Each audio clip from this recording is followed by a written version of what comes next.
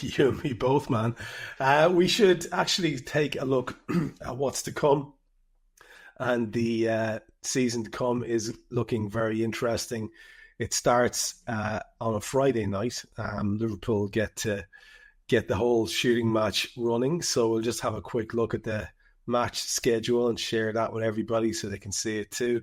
We start against Bournemouth in 3 days, in 3 hours' time, we're told here. And we follow that up then with the little run you were talking about. So we go from, what is that, the 15th. The next game then is Monday the 25th, where we play at St. James's Park. An awful lot of people, including yourself, expecting that any ESAC business will have to be done probably after that date. And then a quick turnaround to the 31st, where we play Arsenal at Anfield.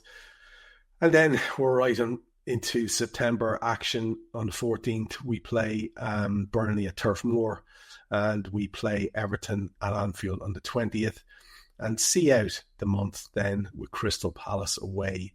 Now, on the whole, it's not a bad opening run of fixtures to the end of September, but like you said, there's a couple of real stinkers in there. But let's just focus, like we always do, on the Liverpool-Bournemouth game first, if we could. It's by no means a bad start to the season in terms of the fact that it's a home game, the fact that you would expect this team to beat Bournemouth. And let's just take a look, if we could, at the Bournemouth squad, just see what you make of that. Who do you think is going to make that up? We have something similar to what we shared there with the Liverpool one a few seconds ago. So they've got their choice of keepers there. We saw that they had this lad, Trev, that they got in the door recently. Senesi and Repham and Smith.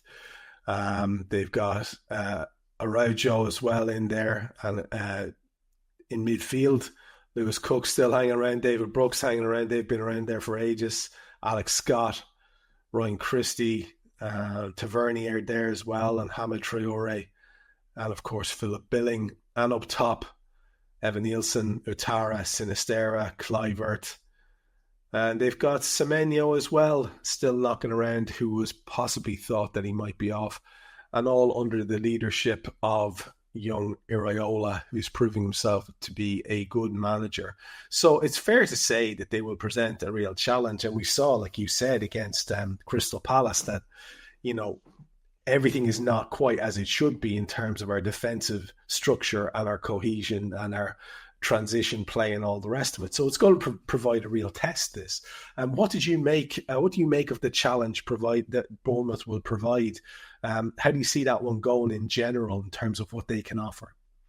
Well, obviously, the one thing that makes me feel a little bit better about the game is the fact that they've sold all their defenders.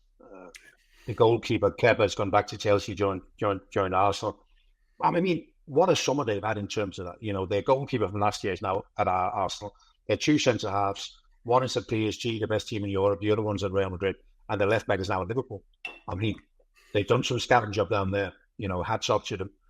So that's the one thing that worries me.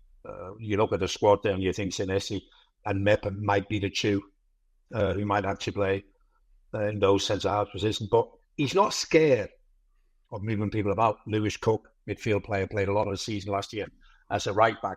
But I think once you get past that lack of defenders, he got some really good players. Some really good players. And obviously the players are suited to the way that they want to play. They're all quick, they're all energetic.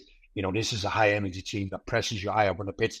They are much better equipped to play away from home than what they are at home. They'll be a dangerous opponent, that's for sure.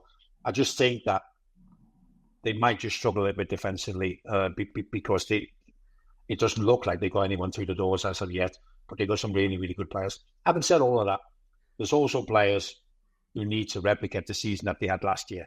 And whether that's capable or not, you mentioned Semenyo before. Can Semenyo has the same kind of season that he did last year?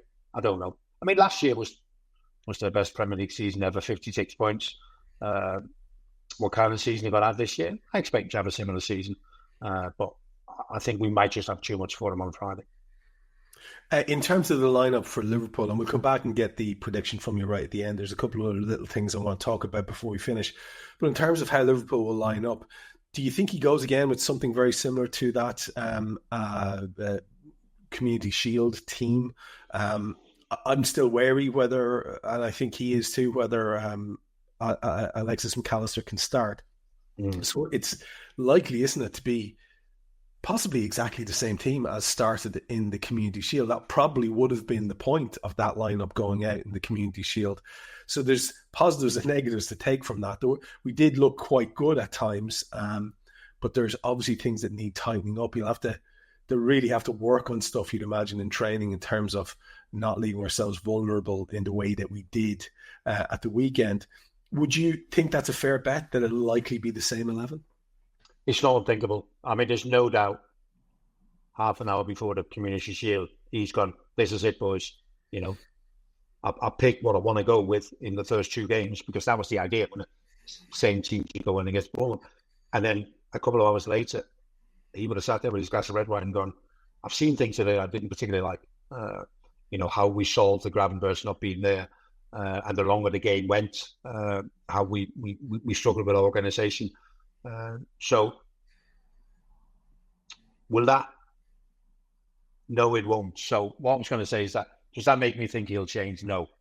It makes me think he'll work on it all week. And I think he's that type of a coach that, okay, that didn't quite work. Instead of changing personnel, we work on it for another 4 days and we get it right. And I think that's what he'll do. So, yeah, I fully expect it to be the same team. Do you find it surprising in any way, shape or form at all that the new boy Kirkes has come in and that Andy Robbo is immediately bumped to the bench? Because there's not been much talk about that. Some people would have presumed it, but I'll be honest with you, I thought at the start of the summer when we signed Kirkes, I thought, okay, he'll be there.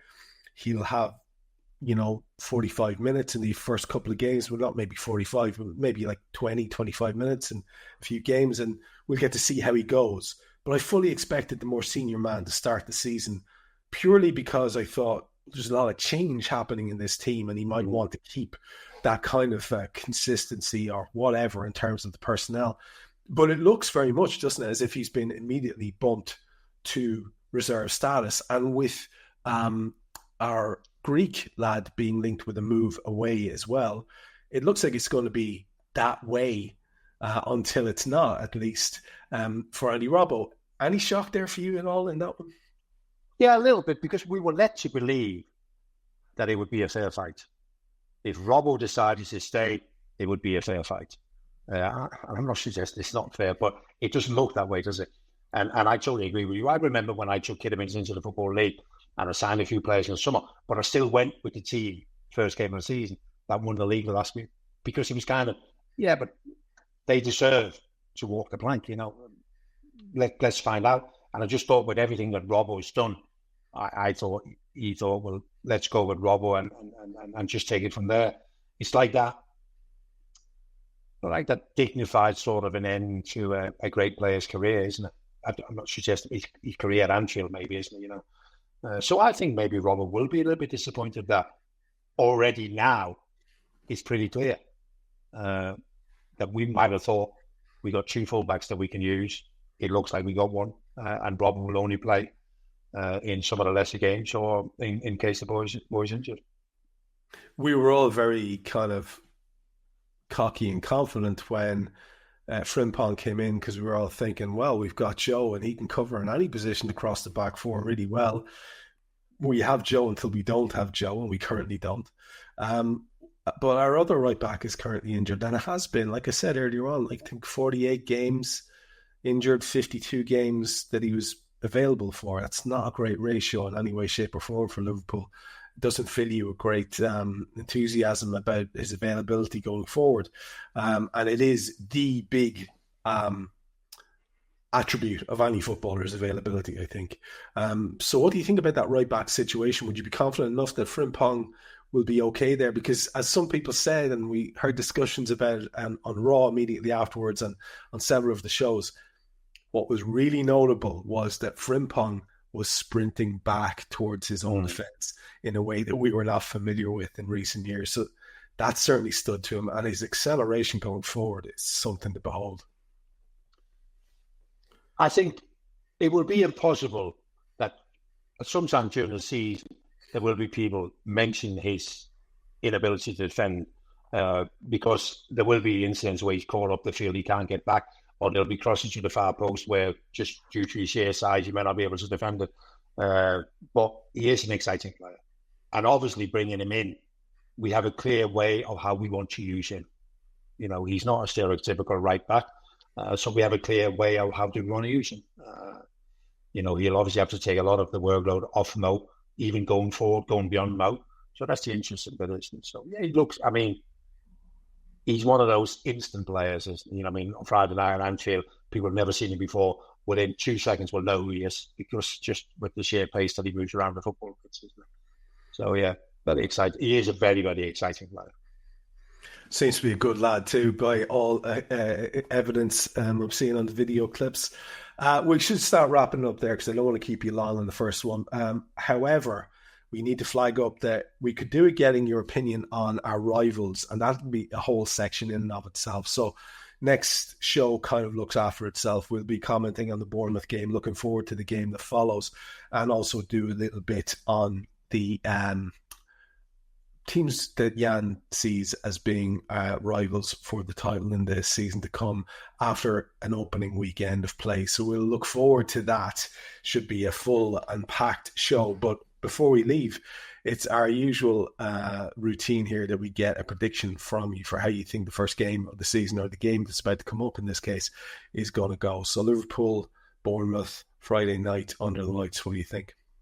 Football is remarkable, Trevor. We now start the Premier League game, and even after one game, you'll have a feel. You'll have a totally different feel.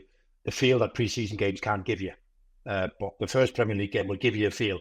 So by the time we speak next week, you'll have a much better idea. But as I said before, I just think with us being at home, it'll be emotional at Anfield. There'll be a lot of new players who want to show what they've got. I think there's going to be a number of Liverpool games this year where we're going to predict that Liverpool to win and both teams to score, because I do think that we're vulnerable at the back. So I'm going to go down that road. Liverpool 3, Bournemouth 1. All right, we will take it. We will take it as we always do. And I want to say thanks to Jan for joining me before the season started. He was immediate in his response, which I really appreciate. And I know you guys do as well. Thanks to all of you who joined us in the chats. And for those of you who are listening later on the audio formats, hopefully you've enjoyed having Jan back in your ears. Those of you who are joining us on the video, in your thousands, fair play to you. We will be interacting as much as we can as the season goes on, but you can imagine we have a lot to get through in the first one. So thanks to Jan for that. My friend, it's been, as ever, a pleasure. So thanks for today and for the various insights. We're all set ready. We're all ready, Trevor. Let's go. Time to go. Time to go. You heard the man. We'll talk to you soon. Good luck.